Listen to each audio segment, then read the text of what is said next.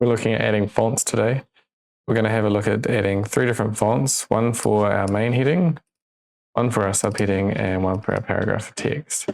Each of these is going to be from Google Fonts, which is a really easy place to find free fonts that you can use in any of your projects, and it makes linking them really easy as well. First thing to do is go find your font. So we'll head to fonts.google.com. When you get here, there's a huge number of fonts that you can have a look at, all with previews. If you're interested in previewing a particular something, you can type into the thing and see what it's going to look like. So if you've got a particular main heading, you can see what your main heading is going to look like. You can also change the category. If you're particularly looking for a handwritten font, you can have a look for a handwritten font. So let's try this permanent marker one. It's a little bit like online shopping. You just choose the one that you want. And sometimes there'll be multiple options here if there's extra bold or italic or anything like that. We're going to select this one, and it gives this little side window here about how to do it. The way to do it is here. To embed a font, copy the code into the head of your HTML. So here's the code. We'll just grab that, or you can click on the button. And in our code, we need to add a head. So we don't actually have one at the moment, but we can just add one here. And inside there, paste the code that they give us.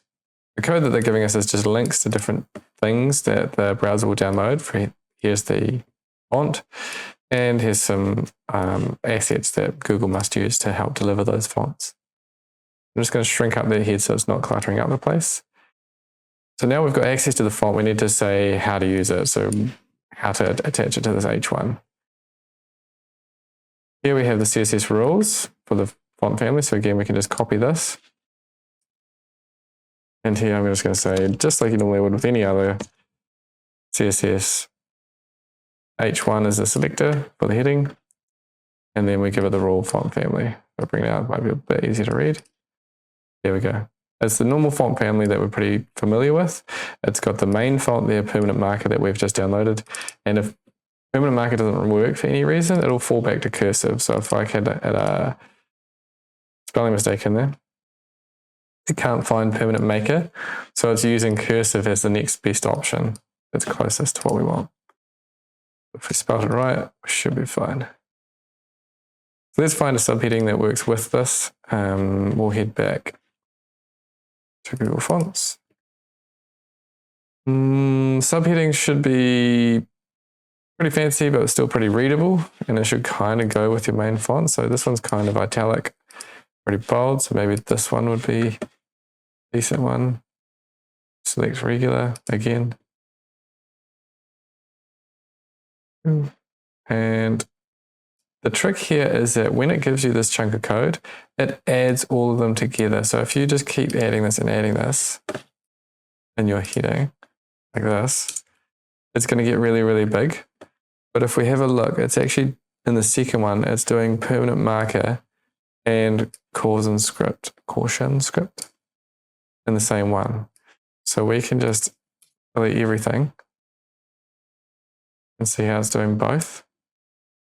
We can copy that and just do that once. Now we can go back, and if you want to use caution script, we'll use that one. We'll do that for our H2.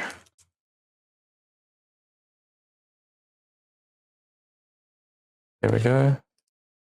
Now the body text is important to keep in mind that it needs to be really readable. The body text is often going to be a big chunk of text that the user is going to have to read through. So it needs to be an easy to read font. So this is probably as fancy as I would get with a body font. So if I'm doing paragraph of text, you don't want them to be struggling through this for 8 paragraphs. That's way too hard. So one of these two, maybe this one, pretty normal, but it's still a handwritten font, so it still goes with our regular ones. Again, we can just copy this in the heading. I'm just going to paste over the top, and it just adds that extra one at the bottom. And then for a paragraph, yes, this one.